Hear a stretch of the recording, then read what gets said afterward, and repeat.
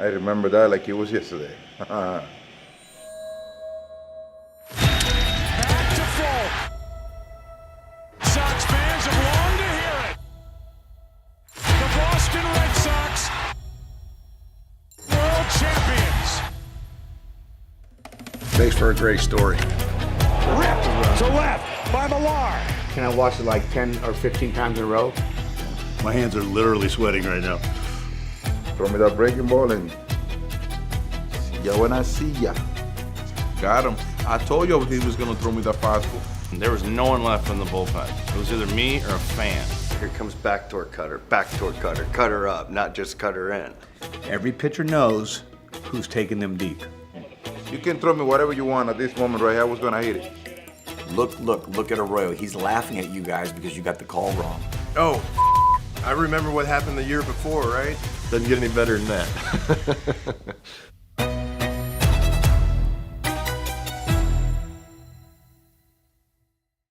That brings back a lot of great memories. I'm gonna tell you that right now. So I think we're game one here. When you're ready, you're going to hit play and you're going to show how you set the tone for this game. Ripped to left by Millar. Back. Good. Can I watch it like 10 or 15 times in a row? Because that was a beautiful changeup by Mr. Washburn. You know, it's funny, I love me some Jared Washburn because I always loved how he competed and threw in to righties. Lefty, throwing into righties, I always thought was impressive because most times away. Right there, he threw a 1-0 changeup, I believe, was the count. And I was looking heater and just was able to get that barrel on that ball. And it kind of snuck out, you know, probably 3 or 4 rows back. But I'll tell you right now, that brings back a lot of great memories. One, them handshake with Poppy, which is boom, boom, boom, boom, boom, boom, boom, boom, boom, boom, bam. And we'll still do that to this day. But that's, yeah, it feels 6 years ago. I don't think it's 20 years. I think the body with the shirt off is 20 years, but I think the heart, you think it's like 6 years ago. That's cool. Manny Ramirez. 2 runners in scoring position. Drives this to center. Back goes Garrett Anderson. Back he goes. Back. Good! I remember that time I knew he was going to try to come in, and I was waiting for that pitch, but we were rolling. We were playing so good, everybody was all hyped up, and I was looking for that pitch in that zone, and he gave it to me, and I went deep. One of the great big game pitchers, certainly, of this era. That'll be Curt Schilling. Schilling. Whoa! Fires that away from Mankiewicz. And still churning is Anderson. And Garrett will make it into third. He had that player under control and then My initial reaction was his reaction, and I don't think I went after the ball. I really don't remember. I remember him reaching down and grabbing his ankle, and I thought, oh. First, disappointment in myself because I got to the bag late.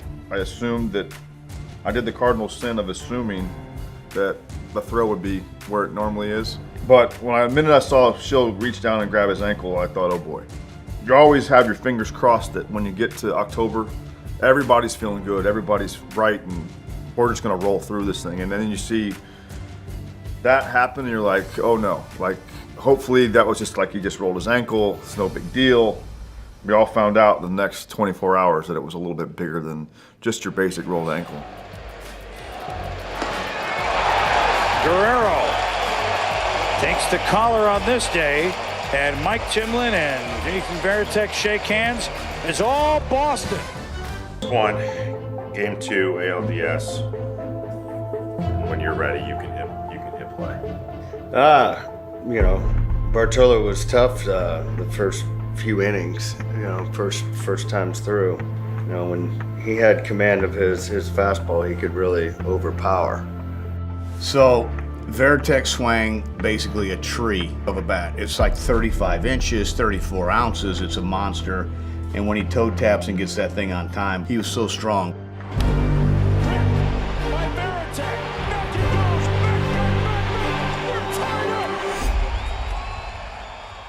Jason Varitek has the greatest home run sprint out there with guys with quadzillas.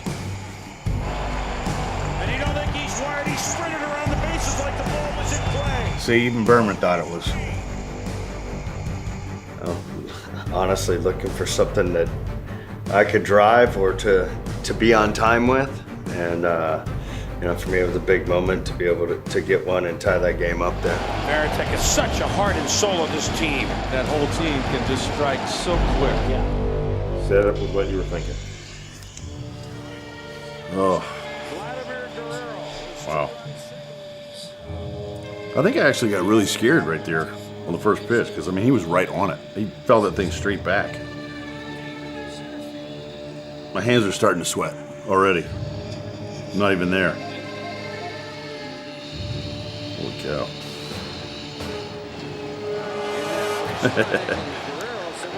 Not a bad pitch. How many times do you get Vladimir Guerrero 0-2? A lot of movement from Timlin. I mean, you see the two-seamers, some nasty sink at times. You guys as nervous as I am? That'll be out. Oh, that just ripped. It's a pretty good battle, dude. You know, I'd like to tell you what I'm thinking, but I don't have any idea. I tried to go like just blank, follow tech. As you can tell, I'm trying to jam the crap out of him. You just didn't let this guy get the extension.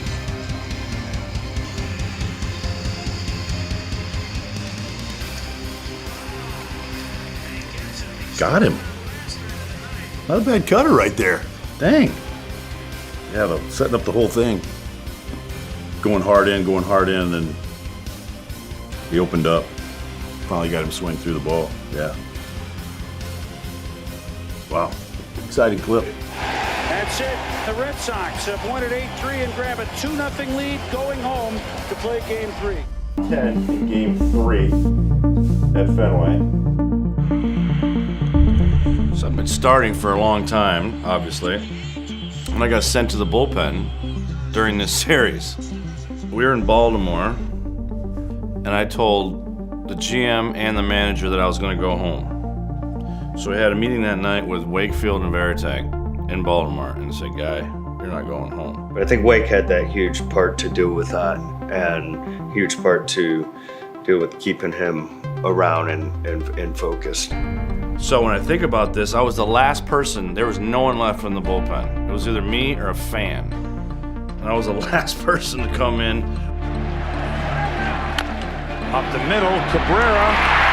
Over to first and gets the speedy Figgins. Boston has a chance to win it in the bottom of the 10th. Washburn.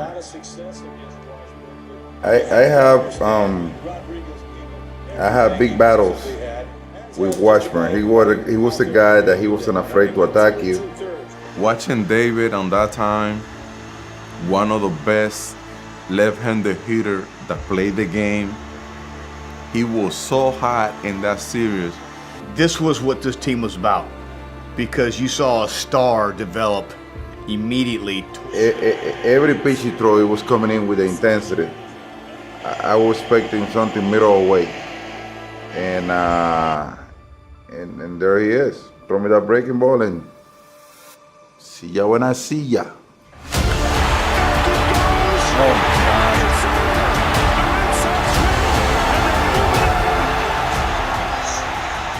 I mean, who does that easy, huh?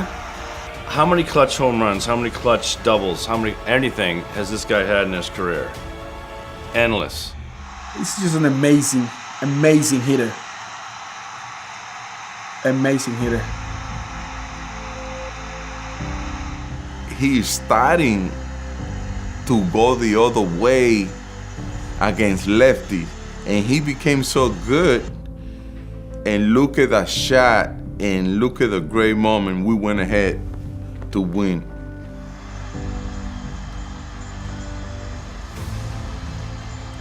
That's funny. I'm late to the pile right there. You know, that was a great night, and it was a kind of a bittersweet for me because I started that game. I wasn't really supposed to be in that rotation as the third guy in the rotation. It was probably going to be Wakefield or D-Lo, but I had such a hot hand for the whole backside of the season. I hadn't lost in about 15 straight starts. So I start that game, and it's very rare that you get on a big stage like that where you know you have good stuff in the bullpen and it also translates into the game. And I just dominated the first 6 innings of that game, and it was, you know, one of the greatest nights of my life. But then Vladimir Guerrero ties the game, and we have to play deeper into the game, you know, and I didn't get the win, but it still felt really good because, you know, just having pandemonium inside Fenway Park and kind of putting an end to the series was just a fantastic moment, yeah. Yeah, that was a cool moment. That was goosebumpy, Cart. Mariano Rivera here in the ninth, trying to finish off a sweep. So at this moment, people always ask, like, what were you thinking? One thing, the only thing I was thinking was to hit a home run, and that's the honest to God truth. So I'm leading off now. He goes in a stretch, and then first pitch was inside. I thought they would go more away. That's what was surprising, watching where Posada was going, and, you know, even in this video. I will say this. You dream about 2-0 and 3-1 counts at Fenway Park as a fastball hitter because there's one thing coming, and you're looking dead red and dead cheese. That kid almost has tears in his eyes, but Uncle Kevin's gonna try to homer. And people talk about this walk. Now, let me just explain to you real quick that I didn't have, like, lay off the toughest pitch in the world. That pitch is at your face. And as you can see, most people are gonna take this pitch. That brings back a lot of great memories. I'm gonna tell you that right now. The energy on that team, you know, we're down to our last gasp of breath, about to die. You never could have sensed that from watching that ball club because Kevin Millar just made everybody believe that this team is good enough to win no matter what all year long, wearing t-shirts that said, you know, this is the year, this is the year. A pinch runner, Dave Roberts, is going to come in for Boston. Bill Miller is at the plate. Roberts with a huge lead draws a throw.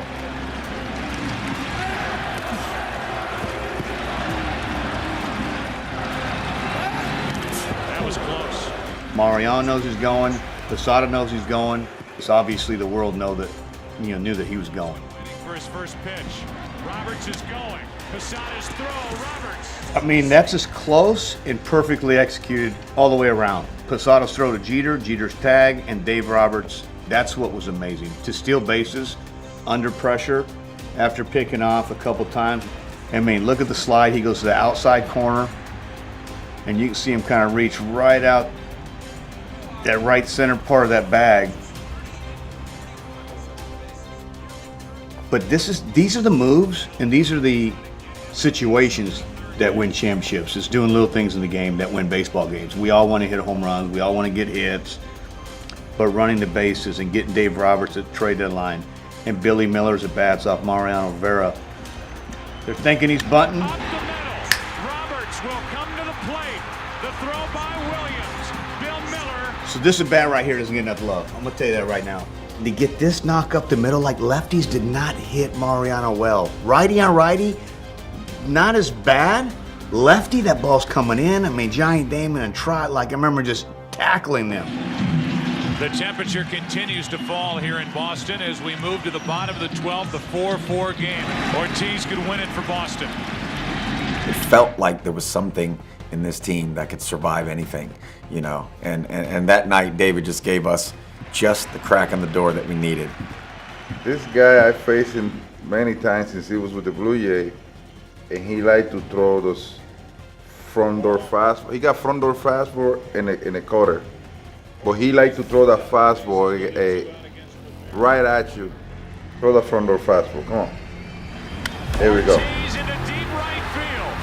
See? Wow. You gotta keep your mind in the game at all time so you can be able to accomplish that. I mean, the guy was just incredible. Incredible there. Like the fact that he was able to do all these things in that exactly the moment that we need him to do it makes him so much special as a player. David right there, he just lifted us in a place just enough. And Millard been saying it all day. Don't let us win one. Don't let us win one. They gives us that opportunity, and you know, the ball just starts rolling. You start feeling like, hey, we got a shot at this thing. You know, where it felt like you were dead in the water for a bit. I remember that like it was yesterday. See you when I see ya.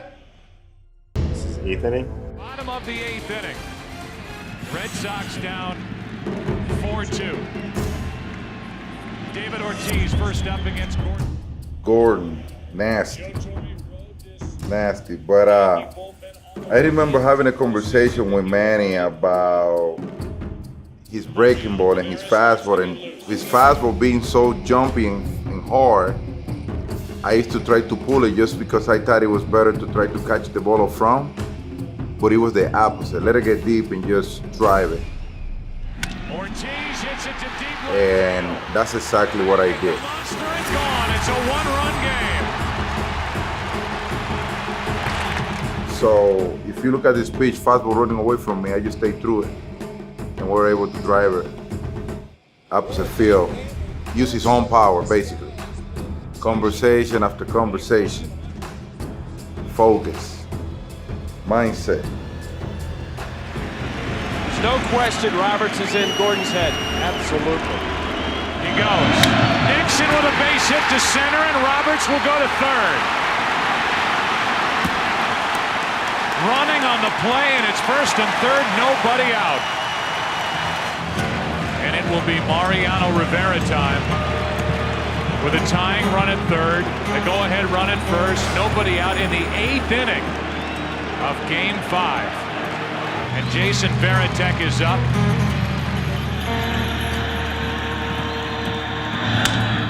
In the air to center field. That should tie it. Roberts will tag and go. The throw into second, and it's a 4-4 game. Sometimes you forget. You know, for me, that was a big moment to be able to get the run across, but it's more of a testament to who that guy is on the mound. There's been so many years of so many battles, not that I didn't have any success with him, but we'd play the game. He stands on the mound, he nods at you, goes, all right, game on. Like, you can make an adjustment? I am too. Here comes backdoor cutter, cutter up, not just cutter in. And that's kind of his competitiveness. But sometimes you forget how the score changes. And we remember big moments, but that was a small big moment. 4-4 in the 13th inning. Tim Wakefield will work to Sheffield, Matsui, and Bernie Williams. Ooh.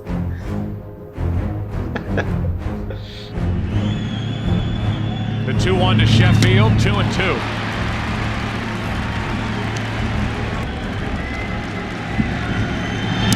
Full count. Wakefield. His 3-2 to Sheffield. That gets away. Sheffield will end up at first base to start the inning. Runner at first, nobody out. Matsui grounds to second. Bellhorn to second for one, and that's all the Red Sox will get. And a skittish Jason Varitek behind the plate, understandably. Now it's Posada. That gets away to put Matsui down to second with 2 out. And a hit could put the Yankees on top. Posada will get the intentional pass. 2 on with 2 out. 4-4 in the 13th inning. Varitek is just happy right now, Al Leiter, that there isn't anybody standing on third base. And unlike some of the Well, there will be. there's a lot of room back behind home plate. It can be both terrifying and courageous if you're a catcher calling for the knuckleball here. You have to call for it, but then once you call for it, you have to catch it. 2 on, 2 out, 1 ball, 2 strikes. And another one, and now the go-ahead run is at third. And it's 2-2 on Sierra. Oh, it wasn't always the easiest thing, but that's what makes Wake unique. Go-ahead run at third, runners at second and third, 2 out. And that squirts away for a full count on Sierra with Tony Clark on deck. A 3-2. The inning is over. Veritek holds on, and Wakefield, through all of that, pitches a scoreless 13th inning. How valuable is Wakefield to these Red Sox? Veritek made sure, squeezed it, and the Yankees have left 18. Well, thank God I caught the last one. I think I've always said that. But crazy part is that Wake and I have sat and watched this about, before we passed, about, just over a year ago. And he goes, I pitched another inning. I was like, oh my gosh, no, I didn't. Because you thought that was the last one because of that, the way that inning. He pitched a whole nother inning and everything was fine. But the uniqueness of what he's able to do and those big outs and with that tough lineup, pretty awesome. A battle of the bullpens. It's Loiza's game to win or lose. And it's David Ortiz with another chance to win it. This is another guy that I have my battles with him too. He's the kind of guy that he want to keep the ball in your hands. That's what made Loiza so good back then. He wasn't that high-speed guy, but he was a good location pitcher. So I stick with the plan. I was like, okay, I got a man in second. I don't need to hit the ball 500 feet. You know what I'm saying? If you look at that first pitch, I'm thinking about the ball in my hands more than the pitch middle away. I saw that pitch and I asked myself the same question. What the hell am I doing? Stick with your plan. See?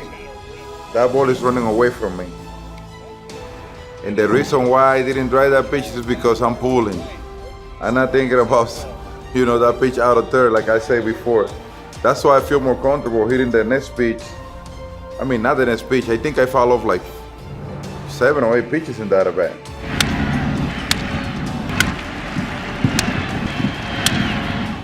Even after I got to 2 strikes, obviously I got to defend the strike zone because I don't want to be walking away with a strikeout. But I still, in the back of my head, I'm thinking about that cutter that I know he had. He haven't thrown it once yet. He haven't thrown it once yet. See? Pain. You asked me how I foul off that pitch. I had no answer.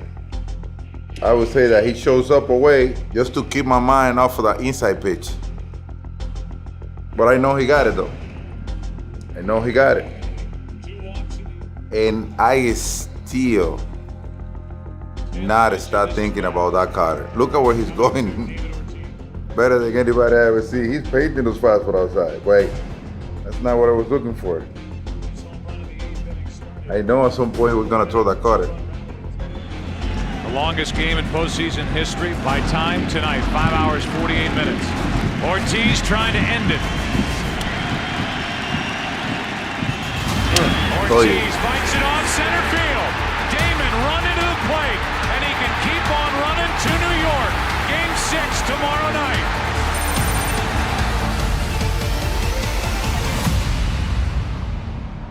Run, Johnny, run.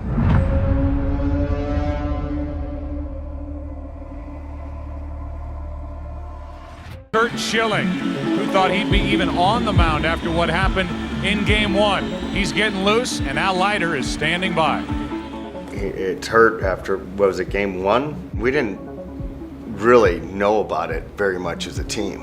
And next thing you know, day of, day before, everybody finds out when he's supposed to pitch again, and he gets his thing repaired and put together, and he's going to make it start. Hey, Joe, it's awfully raw down here, and with Schilling in his backside of his ankle, he's actually using the low-top shoes, as we saw in Fenway when he was throwing on the side using his high tops.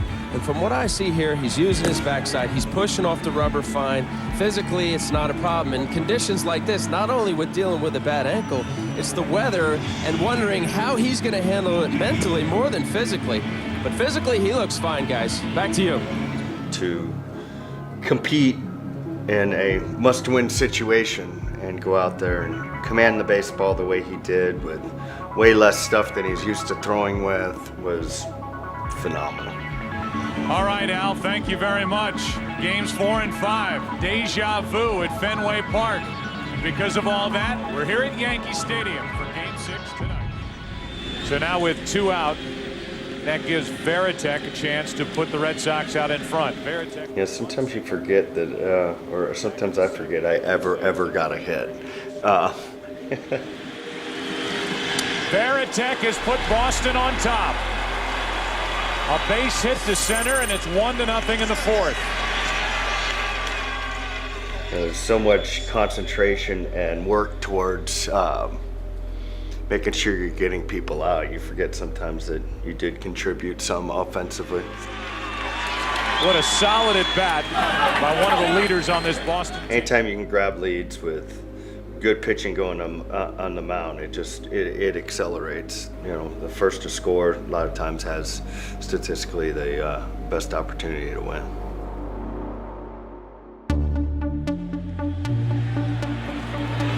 A 2-out double by Millar. A wild pitch sent him to third, and Varitek drove him home with a hit.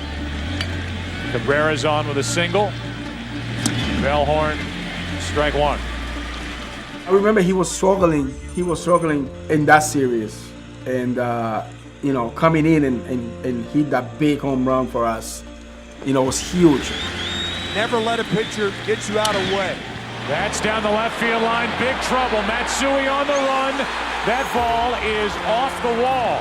Matsui, I think for a moment, thought it was gone. It looked gone. Matsui reacted like it was gone, but then had to play it off the wall. And Francona's going to come out. I mean, his confidence came back, and it was just like he was a new player. And it's a home run. 4-0 Boston. Joe Torre's going to argue, but the umpires got it right. Very important at bat for him when he hit that home run.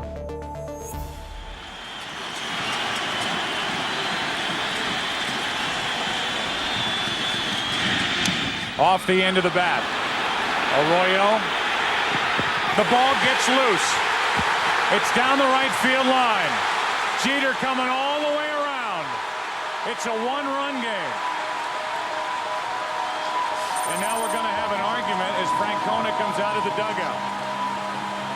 He swatted the ball out of Arroyo's hand.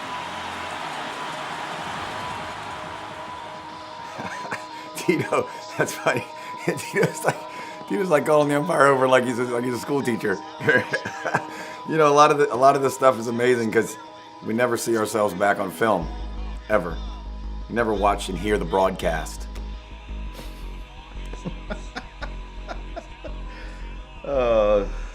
This one might take a minute. First thing I thought was, oh boy, we work on this play to nauseam every spring training.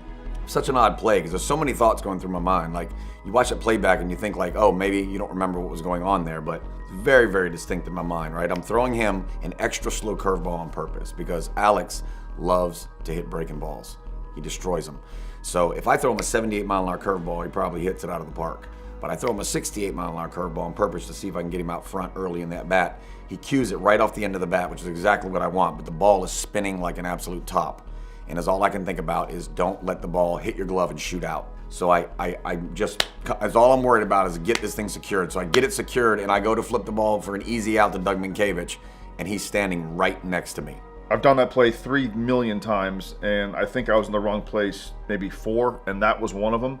And then I was wondering, I saw Alex reach his hand out, and I thought, like, I kind of giggled. I was like, what are you doing? When he hits my arm, he hits it really hard, and my glove flies off my hand, but I don't know where the ball goes. I catch my glove, and I'm just kind of like, in disbelief. I don't know where this thing's at. Obviously pandemonium, but I'm thinking, come on.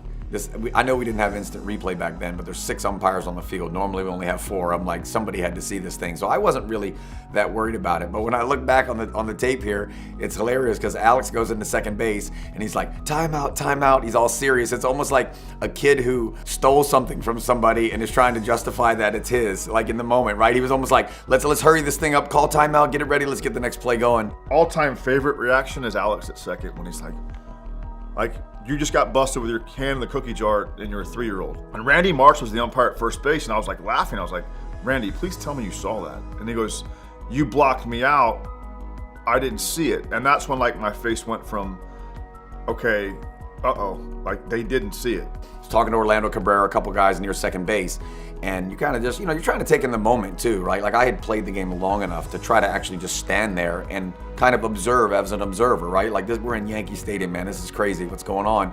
But I'm looking over at Alex, and I'm kind of smiling a little bit, just like watching the interaction between him and the umpires, and he literally says, I can read his lips, he says, look at Arroyo. He's laughing at you guys because you got the call wrong. And then Orlando Cabrera had this beautiful moment with these guys over by our dugouts, and they had been all over Orlando the whole game. Orlando's going like this, and then he goes like this. And what he's saying to these guys is, don't cry, we're going to game 7. And it was like, what a beautiful moment. And then when they call him out, they start raining stuff down in the stadium. There's beer bottles, there's batteries being thrown on the field. At the time, and as always, this rivalry just doesn't get any better. The rest of the game with the riot crew on the field, it felt like you were in some sort of military, movie or something. I mean, it was something that you had never felt before or since inside of a baseball game. It felt like a riot, and what a beautiful moment to be a part of.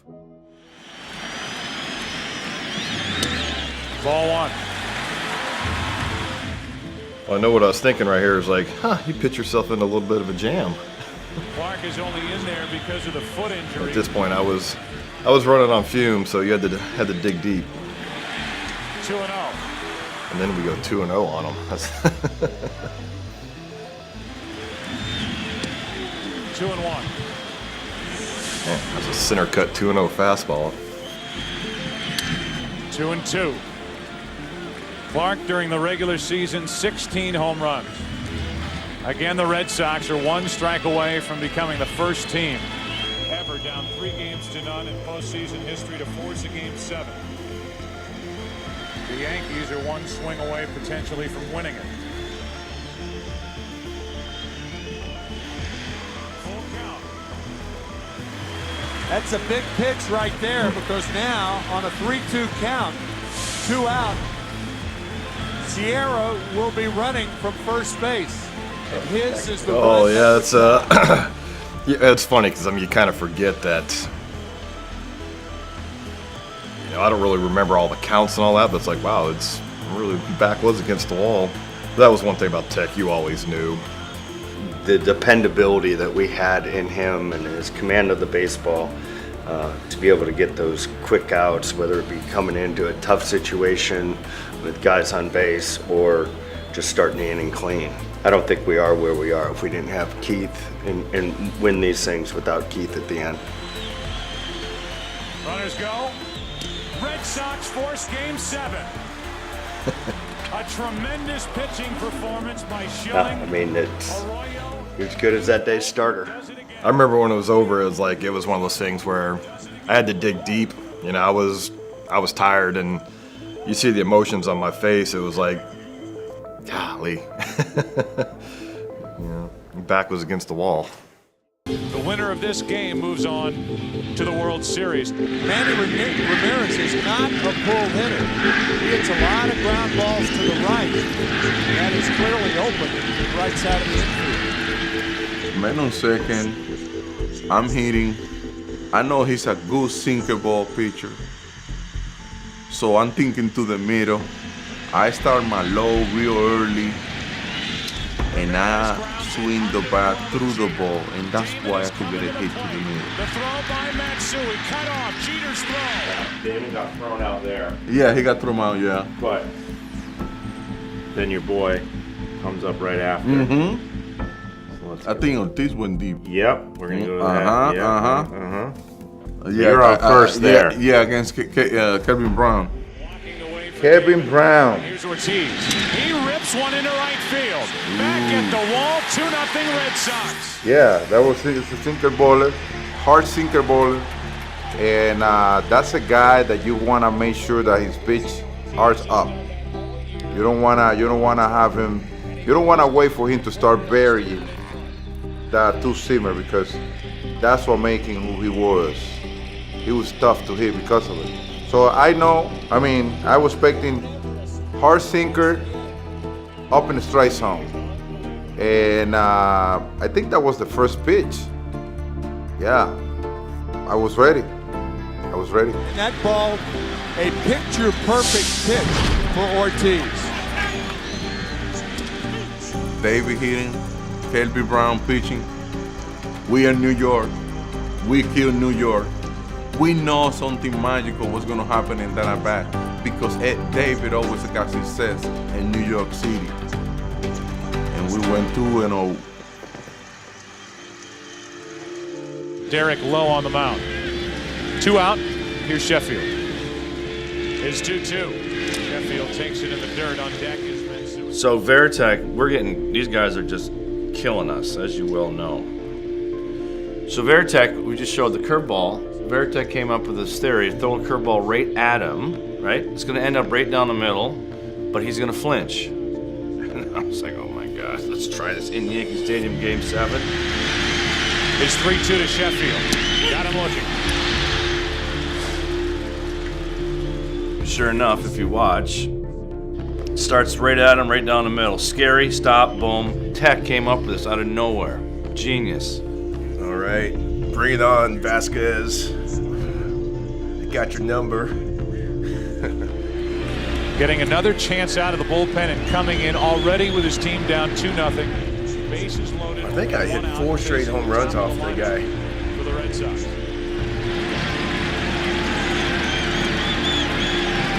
Last year in Game 7, after Roger Clemens got into the 4th, it was the work of Mike Messina in the 4th inning that kept the Yankees in the ball game. A game they eventually came back and won. 3 in the 8th and the run in the 11th. Vasquez trying to do the same. Boom, I think that's gone. I think it's gone. I think it's gone. It's just over the wall. Good timing. Johnny Damon, quiet all series, goes deep. Man, look at that flow. And it's 6-0. Oh, I remember what happened the year before, right? So it's great to have a 6-0 lead, but this game's tough. Winning is tough, and I mean that's the unfortunate thing of our game. You have guys who get the job done, and I did that time finally. I mean, I was hitting 133 at the time. It's not where I wanted to be at, but things happen for a reason, and getting that grand slam for the Red Sox Nation was just absolutely incredible. And you mentioned 6-0 lead. Well, you guys will add to it. Yep.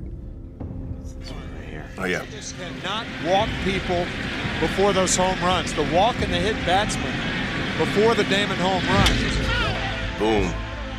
Absolutely crushed that one. I mean, I saved up all my hits for Game 7, so that's a really great thing. 6 runs batted in, and it's an 8-1 Red Sox. I mean, both of these pitches were actually on 2 opposite ends of the home plate. The first one I got jammed a little bit. Fortunately, I'm strong enough to still get it out of the ballpark, and that one was right off the outside corner and crushed it. 8-1, you feel a little more comfortable, but we have to get through 5 more innings. So we've experienced it in 2003, and it's all about closing out this series, and it was awesome. Absolutely hammered into right. We're going to start with the final out. Okay. In New York. And just, it's the whole at bat. Can I be as colorful? You can be as Because there's some going through my head. Alan Embry has been right in the thick of it this postseason and in this ALCS in particular for the Red Sox. He will deal with Ruben Sierra, who comes off the bench to pinch hit for Olrud. The 2 on, 2 out, 10-3 Red Sox in the bottom of the 9th. Midnight. Oh my gosh. Typical New York game, though. Took forever. Yeah, we felt pretty good at that point. I mean, 10-3, Embry was an absolute beast for us that year. And what a great Red Sox.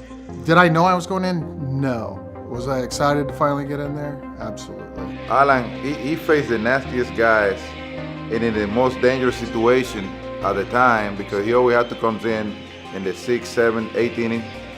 You know, so I know that him coming in, it was just like to put the cherry on top of the cocktail. So understand this now. Game 7 comes before this game, and how often you get a chance to walk out of your hotel room telling the world that, like, you have a chance to shock the world. Like, that was the one thing, like, leaving, I'm like, dude, we were down 0-3, we were down in the 9th in game 4.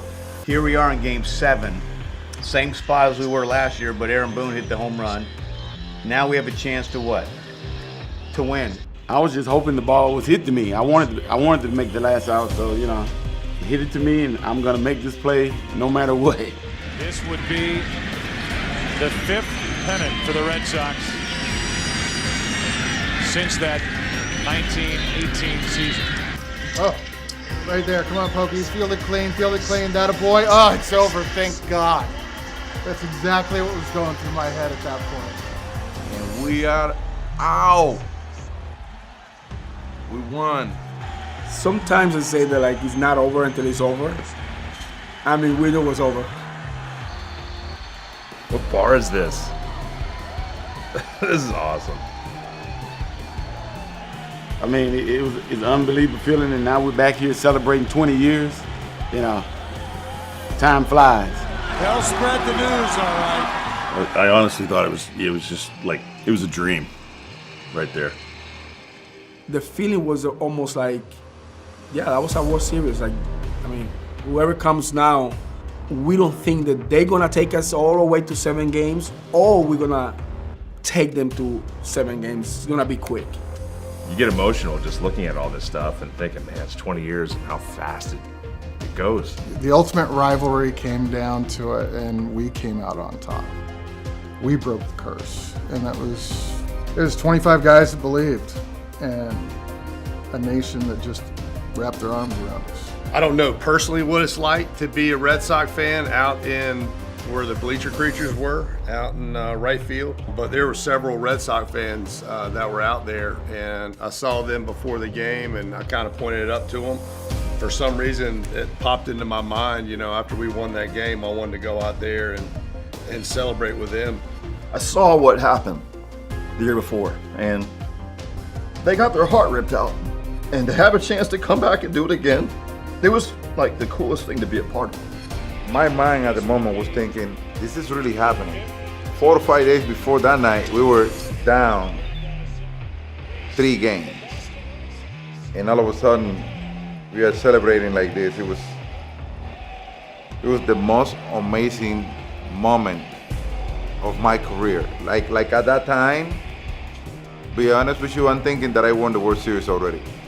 It would have made no sense not winning the World Series after going through all that. It would have made no sense. The Boston Red Sox earned this celebration here at Yankee Stadium with the biggest comeback in postseason baseball history. 2 teams that are red hot. What do we expect? We expect to see a lot of offense, and we'll wait and see which bullpen can hang on to and nail down wins. Well, right here, same guy, front door fastball. I know he got the slow breaking ball, so I had to choose for one or the other.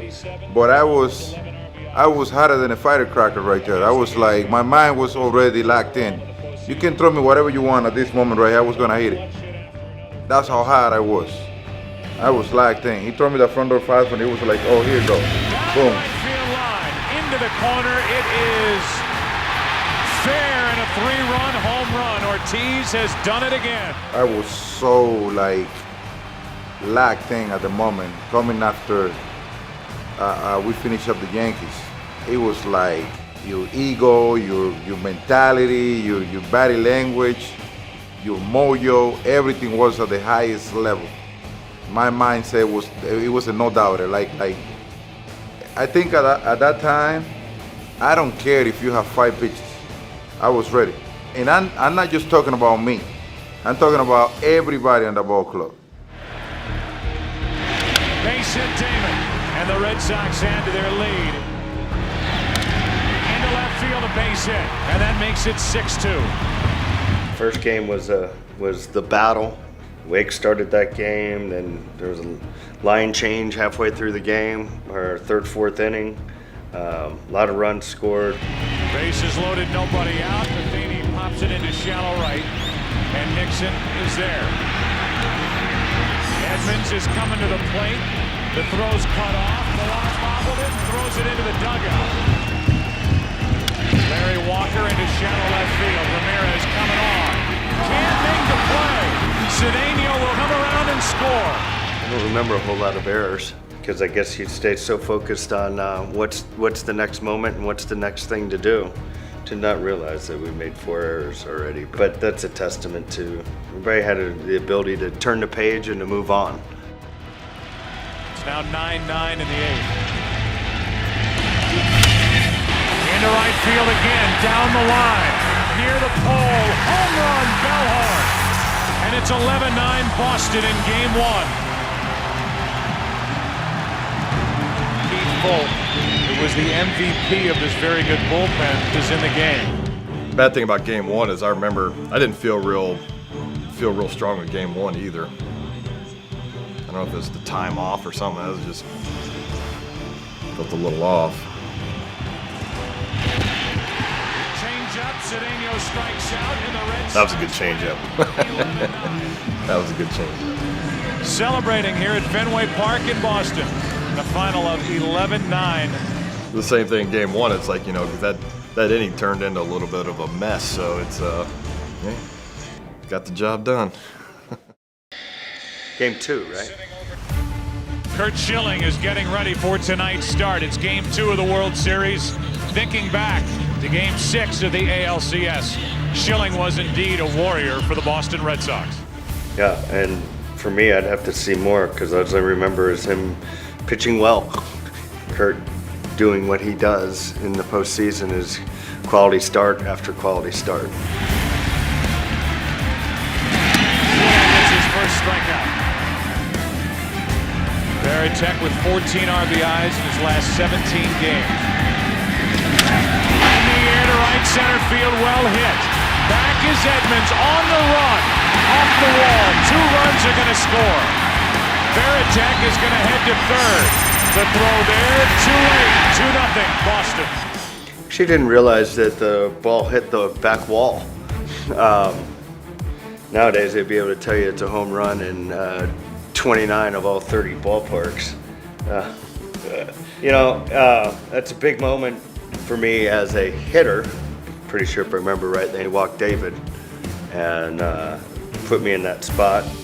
Have an opportunity, took a gamble, got to a 2-1 count. I knew I was a good fastball hitter. He had good off speed. I looked for his changeup, got it, and I was able to drive in 2 runs and get one of my only triples that I rarely get. Here's a 1-0. Bellhorn hits it to deep center field. Back is Edmonds, it's over his head. 2 more runs. Another big hit for Bellhorn. And it's 4-1 Boston to the 4th. On 2-2. Cabrera hits it into deep right field. Back at the wall, it's off the monster.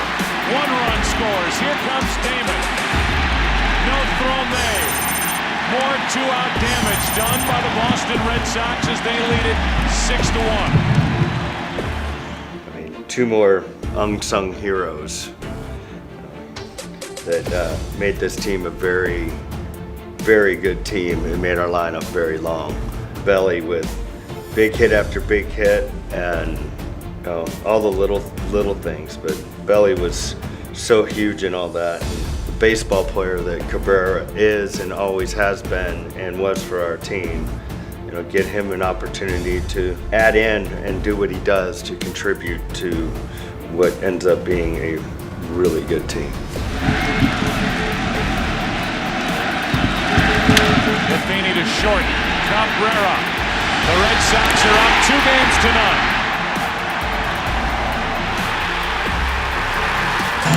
The Red Sox Nation with a world of confidence. Well, game 3. You guys never trailed in the series.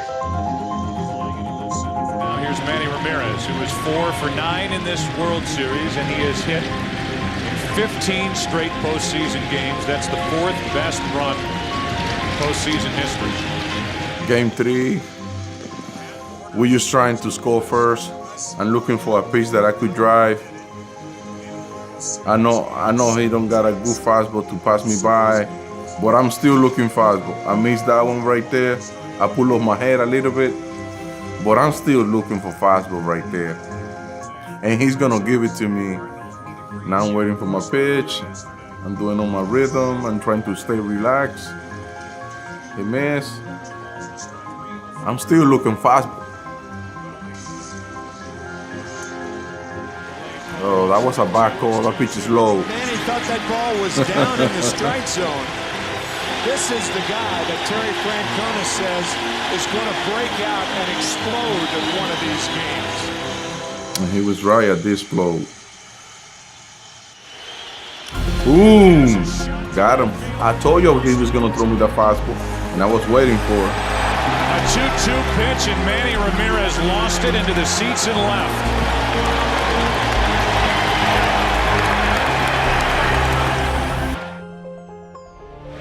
Jim Edmonds has struggled this postseason.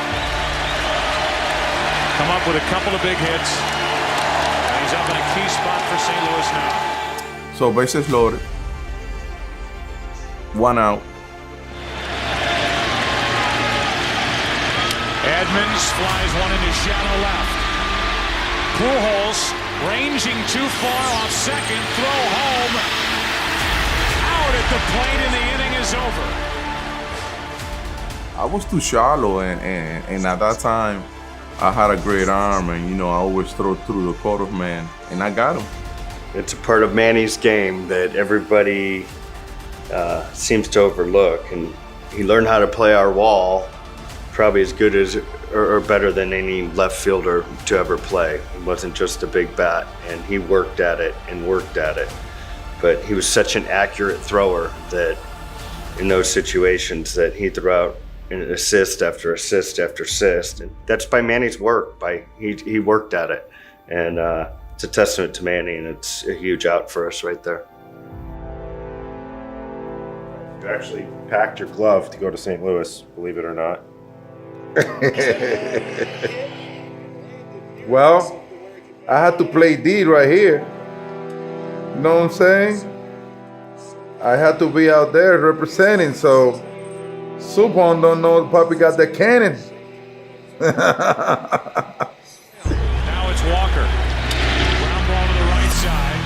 Supon is hung up between third and home. The throw by Ortiz. They got him at third. Wow. 2 out in the end. I'm so glad I did that because and then that really kind of built up my confidence. Because I remember coming out of the dugout before the game even begins, I saw a huge sign right behind me that say, "Hey Papi, Billy Buckner is waiting for you at first base." When I saw that, I was like, oh God, here we go. But after I gunned Suppan at third base, I feel like Pedroia out there, so look out.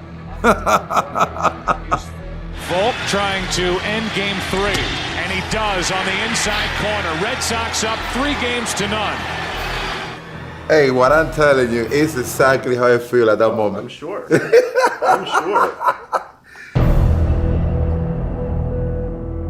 I think during this time, if I'm not mistaken, the Cardinals never had a lead in 4 games. Is that correct? Correct. On October 17th, this self-proclaimed team of idiots were facing elimination in the ALCS for the 2nd year in a row to their biggest nemesis, the New York Yankees. But in the span of 4 days, they overcame a 3-0 deficit to win, something no other team had done in the history of Major League Baseball. And now, 1 win away, they rest on the cusp of winning something that has eluded this franchise since 1918. Johnny Damon first up for Boston. The St. Louis crowd was ready to have a 4-game comeback against us, and kind of had to silence them right away. And that ball is ripped into right field. Walker is back at the wall. The Red Sox score first again. Hit a home run to start the game. That was definitely a great way to start Game 4. As Kevin Millar would say, that's gangster shit right there. What a start. 1-0 Boston here in Game 4. Starting, the clip we had before, I was the last pitcher to come into a game. That was my playoff journey. Think about it. Like, to be able to literally not even think you're going to pitch, wanting to go home, to having the ball in Game 7 and Game 4. Eric Lowe has picked up where he left off in Game 7 of the ALCS. Molina strikes out. 1 ball, 2 strikes on John Mabry. Mabry strikes out and the inning is over. These games single-handedly saved my career. Bases loaded, 2 out. It's 3-0. I've told this story plenty of times, and I looked at Millsy, and Millsy's like, let's go, come on, swing that bat. I looked at Swamer, and I thought he gave me the green light, which, I'll be honest with you, I can't count on one hand how many times I swung 3-0. 3 balls, no strikes. Honestly, I thought I got the green light, and when I saw that, I was like, you know what? I was feeling good. I was seeing the baseball, so I was just looking for something up in the zone that I could try to drive. And little did I know, I did not get the green light, but I told Tito, I was like, I thought we didn't take around here. Nixon rips on 3-0. Deep right center field. This ball's off the wall. 2 runs have scored. The play at the plate, they hold Miller. I got a hit out of it because I think later Tito came over and grabbed me by my head and goes, what are you doing? And I was like, I was cutting it loose, 3-0. And it's 3-0 Boston. Swinging on 3-0, and Nixon delivers for the Red Sox.